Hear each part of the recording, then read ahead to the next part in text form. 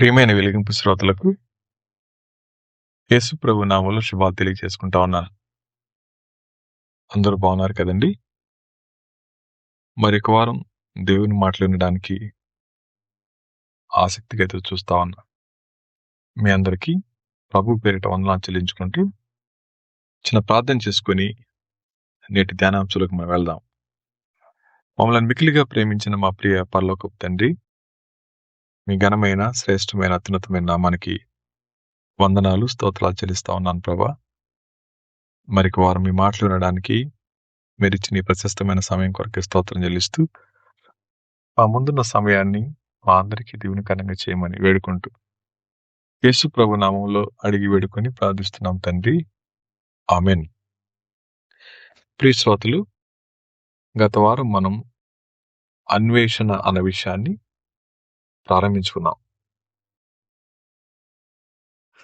ప్రారంభించబడిన అన్వేషణ అనేది ఏం వెతకూడదు, ఏం వెతకాలి, ఎలా వెతకాలి, ఎందుకు వెతకాలి అన్న ప్రశ్నలు మనం వేసుకొని గత వారం ముగించాం. ఈ వారం మనం దేన్ని వెతుకుతా ఉన్నాం, వెతికేది యథార్థంగా మంచిదేనా కాదా అన్న విషయం ఎలా తెలుస్తుంది? ఆ మాట దగ్గర బైబిల్ ఏం వెతకొద్దు అందో ఒకసారి చూద్దాం. యోహాన్ రాసిన మొదటి పత్రిక 2వ అధ్యాయం 15వ వచనం. యోహాన్ రాసిన మొదటి పత్రిక 2వ అధ్యాయం 15వ వచనం. ఈ లోకమునైనను లోకములో ఉన్న వాటినైనను ప్రేమింపకుడి, ఎవడైనను లోకమును ప్రేమించిన యెడల తండ్రి ప్రేమ వానిలో ఉండదు అనే మాట. Do not love the world or the things in the world. If anyone loves the world, the love of the father is not in him. So దీనిలో ప్రేమ అనే పదం 3 సార్లు వ్రాయబడింది. ఆ 3 సార్లులో దాని ప్రక్కన లోకం లోకం అని వ్రాయబడింది. లోకాన్ని కానీ లోకంలో ఉన్న వాటిని కానీ ఎవరైతే ప్రేమిస్తారో వానిలో దేవుని ప్రేమ ఉండదనే మాట. ఏముంది లోకంలో? దాని కింద వచ్చిన చెప్తాడు. లోకములో ఉన్నదంతయు అనగా శరీరాశయు, నేత్రాశయు, జీవకుడంబం తండ్రి వలన పుట్టినవి కావు, అవి లోక సంబంధమైనవే. For all that is in the world, the desires of the flesh and the desires of the eyes and pride in positions is not from the father but is from the world. దాని కింద వచ్చిన ఏమవుతాయి ఇవన్నీ? లోకమును దాని ఆశయు గతించిపోచున్నవి గాని దేవుని చిత్తం జరిగించేవాడు నిరంతరం నిలుచును. And the world is passing away along with its desires, but whoever does the evil, does the will of God, abides forever. ఈ 2 వచనాలు, 3 వచనాల్లో దేవుని చిత్తం అనే మాట, the will of God abides for ever. So దీనిలో ఒక అద్భుతమైన సత్యాన్ని బైబిల్ గ్రంథం దాచిపెట్టింది. మనిషి దేనిని వెతుకుతా ఉన్నాడో దాని మీద అతని భవిష్యత్ ఆధారపడి ఉంటుంది, తన భవిష్యత్తు నిర్ణయిస్తుంది. ఈ మాట మీరు విన్నారు కదా. దేనిని వెతుకుతూ మనం తిరుగుతా ఉన్నామో, దేనికోసం మనం తిరుగుతా ఉన్నామో అదే మన భవిష్యత్తును నిర్ధారిస్తుంది అన్నమాట. మన డెస్టినీ డిసైడ్ అయ్యేది మన హృదయంలో ఉన్న లాంగింగ్ని బట్టి. లాంగింగ్ అంటే వెతకడం లేదా ఆశ. ఒక చిన్న సంఘటన మీకు చెప్తాను. ఆకాశంలో ఎక్కడో చాలా దూరంగా పక్షి రాజు తిరుగుతూ ఉంటుంది. దాన్ని గ్రద్ద అని, డ్యాగ్ అని అంటాం. అవి ఎంత వేగంగా వెళుతూ ఉంటాయో, ఎంత సునిశ్చితమైన దృష్టి కలిగి ఉంటాయో, ఆకాశంలో వాటిని పట్టగలిగిన వాడు ఎవరూ ఉండరు. అలాంటి డేగ తన జీవితంలో కుళ్ళిన మాంసం కోసం వెతకుంటూ తిరుగుతూ ఉంటుంది. మాంసం తినడం అలవాటైపోయింది. తినడం అలవాటైపోయిన ఆ గ్రద్ద కిందికి చూస్తూ తిరుగుతూ ఉంది. ఎప్పుడు తినేదే, అలవాటైపోయింది తినడం, చక్కగా దొరుకుతూ ఉంది. ఒక రోజున కింద ఉన్న కుళ్ళిన మాంసం కోసం దిగుతూ ఉన్న పక్షి ఏదో ఒక వాహనం తగిలి చనిపోవచ్చు, వేటగాని ఊరిలో పడి చనిపోవచ్చు. దాని స్థానాన్ని విడిచి అది తిరుగుతుంది కాబట్టి. ప్రియమైన శ్రోతలు, మనం ఉండవలసిన చోట ఉండకుంటే ఉండకూడని చోట ఉన్నట్లే లెక్క. వ్యర్థమైన దాన్ని అన్వేషిస్తా ఉంటే అనర్థాలను ఆహ్వానించడమే తరువాయి. వ్యర్థమైన వాటిని అన్వేషించే వ్యక్తి కోరి తెచ్చుకునే వాటిని అనర్థాలు అంటారు. ఇప్పుడు మీరు అనొచ్చేమో, ఏమనొచ్చది? బ్రదర్, పక్షి ఎలా బతుకుతుంది మరి తినకపోతే? అది తినేది అదే కదా అనుకోవచ్చేమో. నేను వాడిన పదం కుళ్ళిన మాంసం అని. వాస్తవానికి ఈ పక్షి కింద ఉన్న చిన్న చిన్న పక్షుల్ని లేదా కోళ్లను వాటిని పట్టుకుని వేటాడి తింటుంది. దాని నైజం అది. కానీ చనిపోయిన కోళ్ల యొక్క వ్యర్థాలు వాటి ప్రేగులు తీసి మాంసం కొట్టు రోడ్డు మీద వేస్తాయి. వేసినప్పుడు అది దిగుతుంది, తినేస్తుంది. అలవాటు అయిపోయింది కాబట్టి అటు ఇటు గంతులేస్తా ఉంటుంది. ఆ సమయంలో అది పొందుకునే ఆనందం అద్భుతమైంది. ఎందుకంటే తిరిగే పని లేదు, వెతకే పని లేదు, కళ్ళ ముందు కనపడతా ఉంది, విస్తారంగా దొరుకుతుంది, కష్టపడే పరిస్థితి లేదు. కాబట్టి ఆ పక్షి వాటికి అలవాటు పడిపోతుంది. చివరికి తన ప్రాణం ముగించేసుకుంటుంది. ఈ మాట జ్ఞాపకం చేస్తూ, ఎవరైతే తప్పు వాటిని వెతుకుతా ఉంటారో ఆ పక్షి కంటే బలమైన వారేం కాదు. లోకంలో ఉన్న వాటిని అన్నప్పుడు శరీరాశ, నేత్రాశ, జీవపుడంబం. శరీరాన్ని సంతృప్తిపరిచే వాటి కోసం పరిగెడుతూ, కంటిని సంతృప్తి వచ్చే వాటి కోసం వెంటాడుతూ, నీ పేరు ప్రఖ్యాతులు పెంచే వాటి వెంట పరిగెడతా ఉంటే అది నీ జీవితాన్ని అంతానికి తీసుకువెళ్ళొచ్చేమో జాగ్రత్త. అందుకని మనం ఏది వెతుకుతామో అది మన జీవితం. బైబిల్లో మీ అందరికీ తెలుసు, ఇస్కరియోతు యోధా అనే వ్యక్తి. మత్తయి సువార్త 23వ అధ్యాయం చదువుకుంటే అర్థమవుతుంది.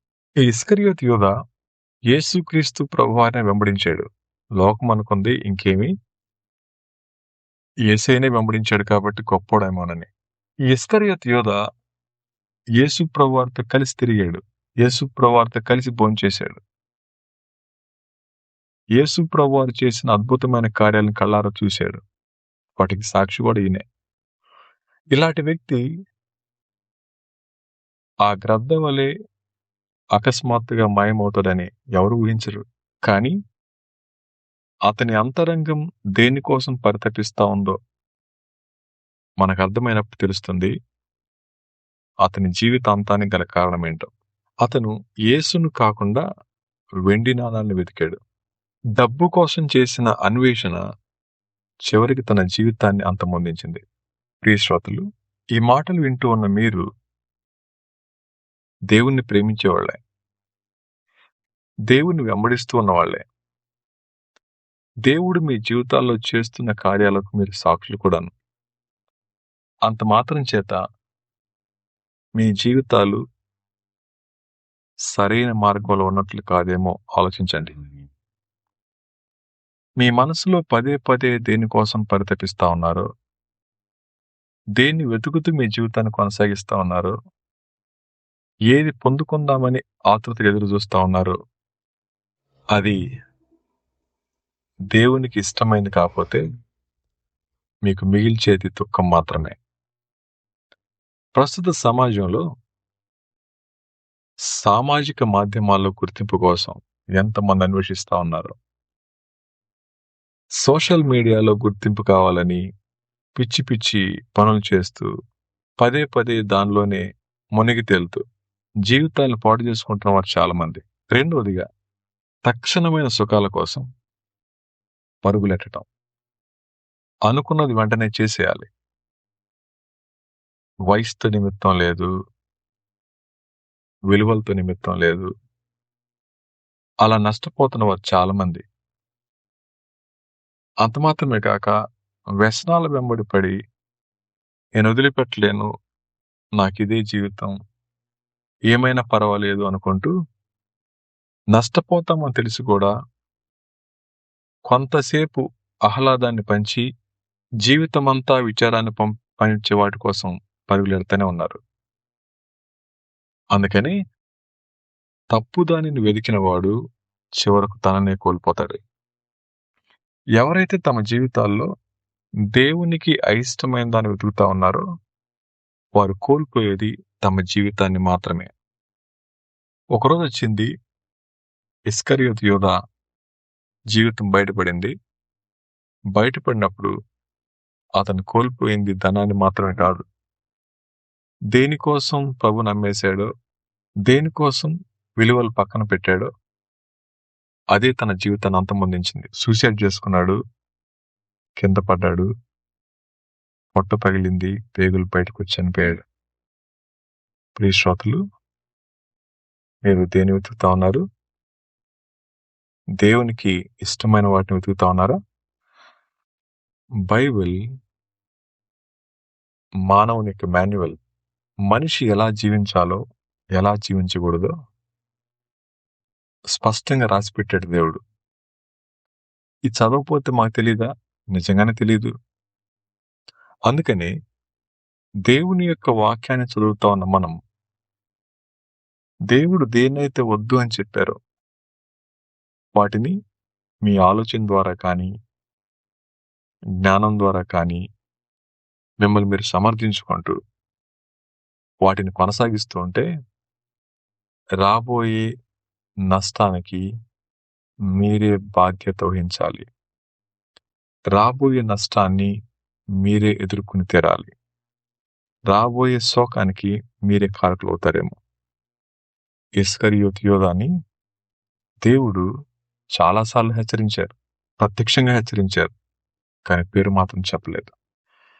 ఈ సాయంకాలం వేళ ఈ మాటలు ఎవరైతే వింటా ఉన్నారో శ్రోతలు, దేవుడు మన పేరు బయట పెట్టకుండా మన హృదయం యొక్క అన్వేషణ ఏంటో మనకు వివరిస్తా ఉన్నప్పుడు ఈ బైబిల్ వచనాలు నా కోసమే అనుకున్నవారు తప్పు అన్వేషణ వదిలిపెట్టి సంపూర్ణంగా దేవునికి అప్పగించుకుంటారు.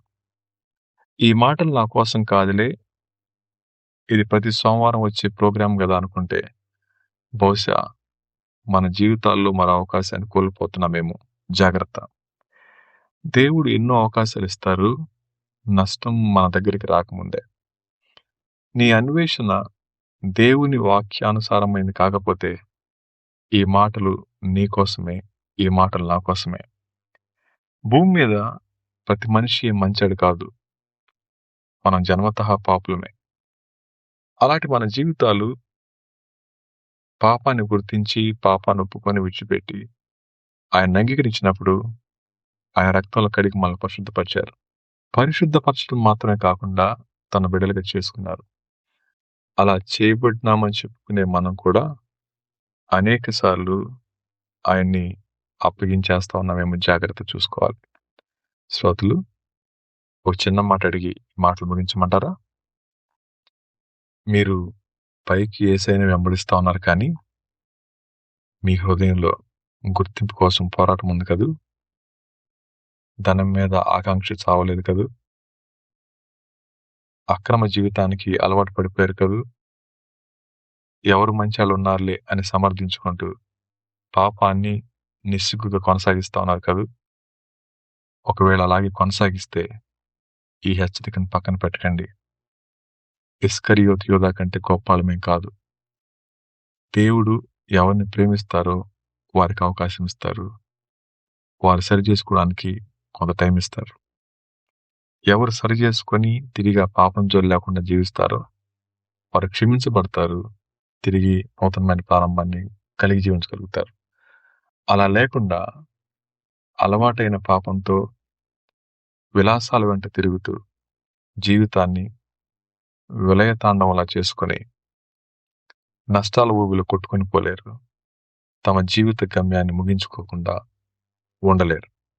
కాబట్టి దేవునికి అప్పగించుకొని సంతోషంగా జీవిస్తారో, దేవుని మాట కాదనుకుని తప్పు విషయాల అన్వేషణలో జీవితాన్ని అకస్మాత్తుగా ముగిస్తారో అది మీ ఇష్టం. దేవుడు కృప కలిగిన వాడు, దేవుడు ప్రేమ కలిగిన వాడు. ఆ ప్రేమ కలిగిన దేవుడు, కృప కలిగిన దేవుడు, న్యాయాన్ని, పరిశుద్ధతని ప్రేమించే దేవుడు మనకిస్తూ ఉన్న అవకాశాన్ని జారవిడ్చుకొని నిత్య నాశనాన్ని కొని తెచ్చుకోకుండా ఆ ప్రేమను అంగీకరించి మన కోసం న్యాయంగా అప్పగించబడిన ఆ ప్రభువుని గుర్తుంచుకున్న వారమై ఆయన మీదే ఆనుకొని మన ముందున్న జీవితాన్ని నమ్మకంగా కొనసాగించడానికి దేవుని సహాయం కోరుకుందాం. తిరిగి మరొక వారం మళ్ళా మనం కలుసుకున్న పర్యంతం దేవుడు మనందరికీ తోడు ఉండును గాక. ఆమేన్.